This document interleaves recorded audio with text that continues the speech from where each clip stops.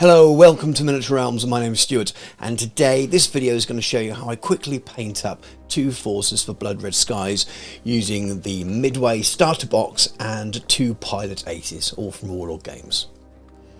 The Midway starter set comes with 6 F4F Wildcats for the US and 6 A6 M2 Zeros for the Japanese. And then for this project, Paul from Warlord Games very kindly gave me 2 ace pilots. So Japanese ace pilot Joshi Tomonaga and US ace pilot Dick Best. Now the goal for this video is to produce a paint scheme that is very simple and easy to do, and that can be done without using too many advanced techniques or equipment. Now there will be stages where I do use things like an airbrush, but that's just to speed me up, but I won't do anything that you couldn't do without an airbrush or without just using a standard paintbrush and paints and varnishes.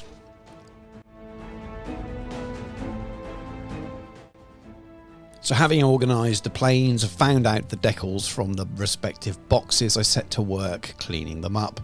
A few of the miniatures required small gates to be clipped off with clippers, but most of all it was just removing mould lines around the edge.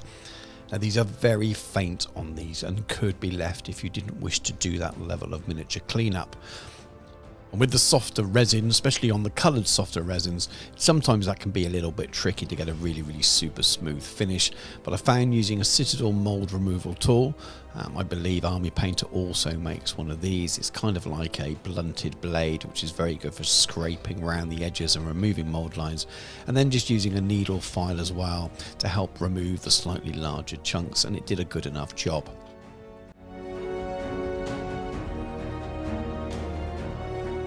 The ace pilots, the resin felt much firmer, and I wonder if it's actually Warlord's new recipe for their Warlord resin, and they were a little bit easier to clean up because the actual surface of the planes was slightly firmer. Then it came to choosing the colours for the paint jobs, bearing in mind I wanted to keep this simple. Now on the front of the box, I believe the colour schemes are fairly reflective of the Battle of Midway. On the back, the Zero looks like it's painted green, which I'm not sure would have been the colour. And when you look at the reference for the paints that are suggested below, they don't mention any green paints either. So I did a little bit of research online, and I'm sure I've got this wrong, and someone will tell me in the comments, but I've gone with a blue versus white scheme. Now the suggested colours for the Zero on the back are Vallejo Off-White and Vallejo Black. I decided to switch out the Off-White for a Vallejo White Grey just to give it a better base to work from. I think suited the artwork and things that I've seen. Doesn't make a huge difference. And then with speed in mind, I decided to use a Vallejo Express Colour Templar White as well.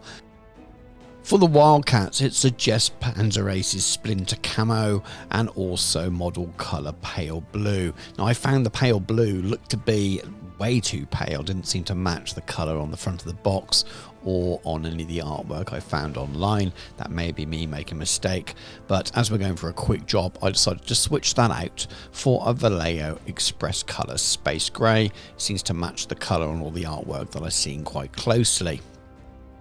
For the Japanese ace, I decided to stick to the box art colours, and I'm using a green grey from model colour. Now the first cheat stage, so I'm cracking out my airbrush here to lay down a thin layer of the white grey all over all of the Japanese planes, including the bomber. Now you could absolutely paint this with a hairy brush. I'm doing this purely for speed and because that's the way I'm used to painting now. So if you don't have an airbrush, this isn't an airbrush tutorial. Please just get your hairy brush out and paint these as you normally would. The model colour paint isn't an airbrush paint. I've thinned it to do this. So just get your brush out and sadly take a little bit longer, but you get the idea. You want a nice thin even coat over all the planes.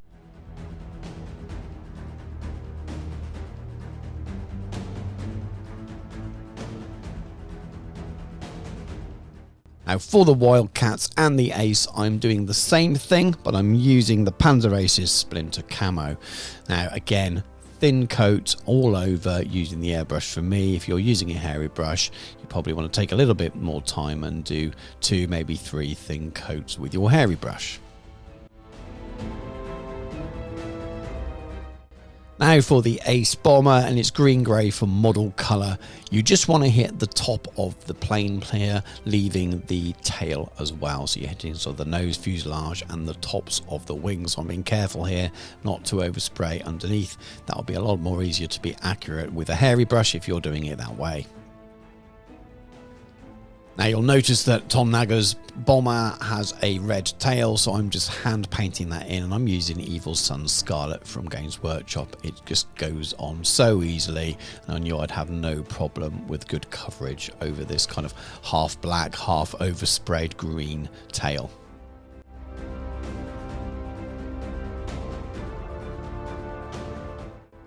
Now onto that Express Colour Space Grey, and I'm going to be using this on the top sides of all of the Wildcats and of Dick Best's Dauntless.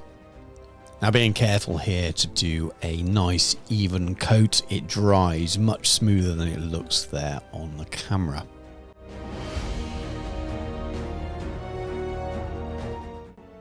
Then I opted for contrast black Legion to paint in all the windows. I wanted to make the windows simple. Painting them in black seems to be the easiest way to do that. I know some people like to paint their windows in blue, and it's about how you want the light to reflect. Black is going to be the quickest method, which is what I'm trying to do here. I also like the idea that the light is shining on the planes rather than from behind, and if you shine light on glass you tend not to be able to see into it. It looks dark. It's only when the light's sort of shining through it that you get that sort of glassy, shiny look a little bit more. Both look good. Pick what you aesthetically like, but this is the simple method. Now this is the most fiddly part of the whole process, and you may decide you just want to paint in the whole canopy area. I'm trying here to leave as many of the the window struts, the panes in as possible on all the planes, and it's quite hard to make this really neat and accurate, but it gets tidied up later by a wash, so don't worry if it's not perfect. I just find this preferable to going back and painting in those frames afterwards, which I find even more fiddly. And I go along and do this on all 14 planes.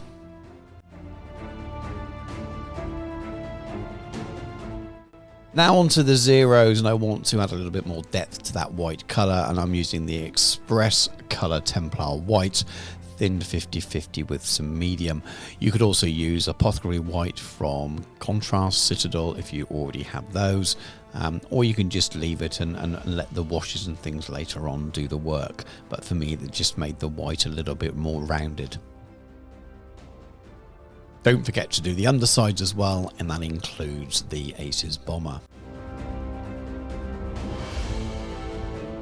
Now the next stage is using an airbrush again, but you can absolutely skip this, or you can use a rattle can for this. Now in my mind, the only way to get a really good adherence for a decal is to stick it onto a gloss surface. It's definitely the best practice way of doing it, but you really don't have to. But I'm going ahead and adding a gloss varnish to all the planes, a nice thin one, because it will help both the next 2 stages that we're going to do, but there will be alternative ways of doing them, which I will talk through at the same time. Now I said about the process of adding the water slide decals, you could put these straight on the painted planes, unglossed if you so wish, and many people do. What I'll say is afterwards do add a matte varnish to stop them rubbing off, and they can take quite a while to fully settle.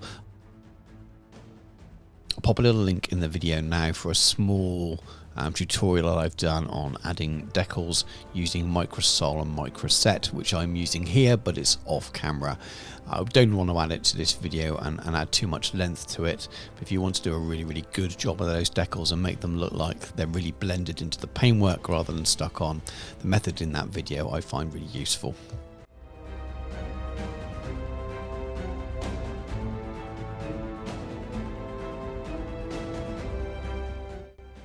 Now once those decals have dried, I grab some scale colour black metal and just painted in the tips of the nose of all of the Wildcats. And the B5N Kate Bomber as well.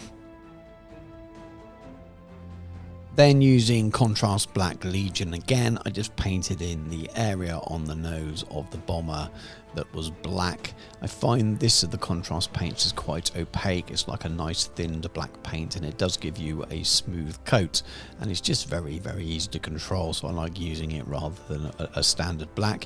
You of course could use any black paint that you have in your collection. I just find this gives you a nice thin covering. Then using the same paint, I go around all the aircraft with visible tyres for their landing gear and just paint those in. Then off camera, I finish that off with a gloss varnish again over everything, sealing in the decals. Now this brings you on to the next choice. I think even if you are new to painting, you'll be able to do this. So I will show you on the video, but I'm using a ready mixed oil wash from Scale 75 grease and some Artist White Spirit and some cotton buds to add the weathering. However, if you didn't want to go down the oil wash route and you haven't varnished your models using gloss, etc., you could just use a wash using something like Agrax Earthshade. You just have to be careful it doesn't pool. Now the gloss surface here really means that you can slap this oil wash on all over. Now if you were doing a larger miniature, you may do something called a pin wash where you aim just for the recesses, but these miniatures are too small for that. So the idea is to wash the model completely, allow the oil wash to go into all the little crevices. You can see all those panel lines suddenly become visible, and then I'll go back afterwards with a cotton bud and some white spirit and just take away some of it and where it pools. That's the beauty of oil washes. It means you can go back and fix it and play around with it afterwards. If you whack Agrax Earthshade or any other standard wash on this, you'll need to be on it straight away to make sure you remove any pooling, because once it's dry, it's dry. But I wanted to show you both methods, or at least talk you through both methods. I'm not showing the Agrax Earthshade option in this video to give you a little bit of an idea. This is super simple. This is easier than using a standard wash. The difference is you need white spirit, obviously, and you're starting to think about, oh, I've never used this before, is it something I should try? You definitely should, even if you are fairly new to the hobby. It just is so much easier and you get so much of a nicer effect from it. The beauty being you still don't need an airbrush for this, because you can buy gloss varnish and matte varnish in spray cans, and most of you have matte varnish anyway for sealing your miniatures at the end. So adding a gloss to your collection in order to do decals and weathering in this way is definitely a good thing to have.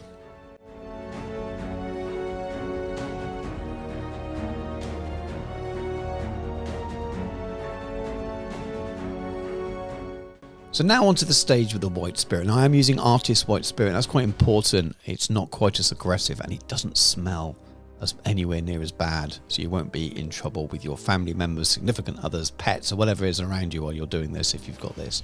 So I'll dip a little bit on a cotton bud or Q-tip if you're from outside of the UK, dry it on a bit of paper towel. And for aeroplanes, I tend to streak in the direction of travel, but I'll also aim for any areas when there's been a large pool of the oil wash. And as you can see here, it's just taking most of it off, but it still leaves a good amount in the lines of the panels, which gives the plane a little bit more of a realistic look. Now this is very much a quick tabletop gaming miniature, so I'm not spending loads of time on it. These are tiny little planes. If I was doing something in 28mm, a tank or something, I'd spend an awful lot more time making sure that the weathering is exactly where I wanted it. Here, this is just an alternative to adding a wash to it. If you're using Agrax Earthshade or something like that, you wouldn't be able to do this. You would really struggle. Once it's dry, it's dry. You couldn't use white spirit on the model. And if you hadn't sealed your miniature with a gloss varnish first, you'd be taking your paint off with this white spirit anyway.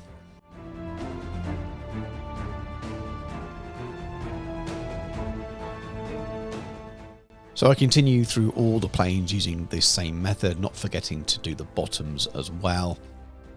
And then once you've finished, it's very important to give this time to dry. Now in the spring or summer in the UK, pop them out in the garden for a little while and it will dry very quickly. If it's the winter or something, it can take a little bit longer. You can speed it up with a hairdryer, but don't get too close to the miniatures of this size. You will find that you can warp the plastic or the resin. If you've got time and you're not in a hurry, just leave them overnight and come back to them the next day. Once the miniatures are fully dry, I've just decided to add a little bit of sponge chipping. So I've got some Rhinox hide base from Citadel, it's a nice brown colour, and a little bit of torn off sponge from a figure case. You dip it in the paint, wipe most of it off on a kitchen towel, and then just put some very, very, very faint, less is definitely more here, little marks on there, and they could be where there's dust and debris have landed on the plane, hit the plane, little chips, bullet marks, whatever you want them to be, but it definitely adds a little bit of character and detail.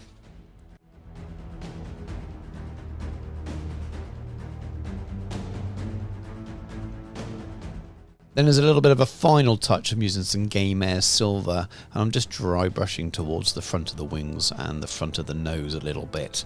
Again, at this size you don't have to do it. This is definitely a final touch you can leave off, but I find it super simple. It's a very, very easy technique, and I'm just dragging them on in the direction of travel, and I just think it adds a little bit of something. Realistic, not so sure, but it does look cool.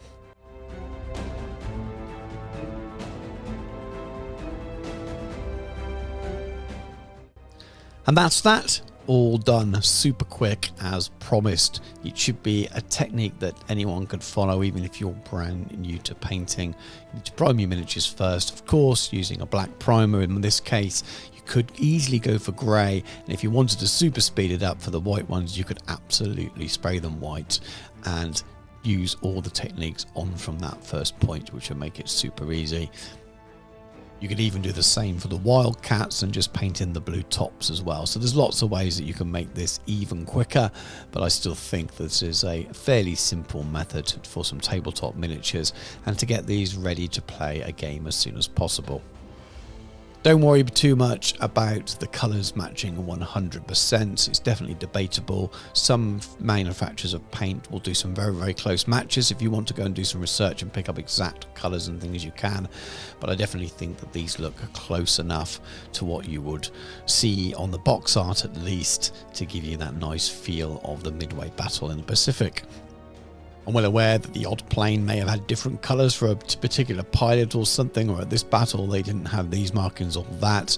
I did a little bit of research. I am not 100% expert again, so if you want that kind of level of accuracy, please don't do your own research for that. There'll be plenty of people to be more than willing to help in Facebook groups like the Blood Red Skies one. Now, if this is the first you've seen of Blood Red Skies, just check out the other videos I've done on the subject. I did a bit of a sort of unboxing or introduction to the game, as well as some painting tutorials for Spitfires and the like, as well as a little bit of an unboxing of the 2 American Aces that Paul very kindly sent me. If you've enjoyed the video, please do consider giving us a like. It does help the video being seen by others and lets me know that I'm doing a decent enough job. And please do check out the other videos on the channel. There may well be other things you like, and if you do, please do consider subscribing. Thank you very much for watching. Take care, and I'll catch you soon.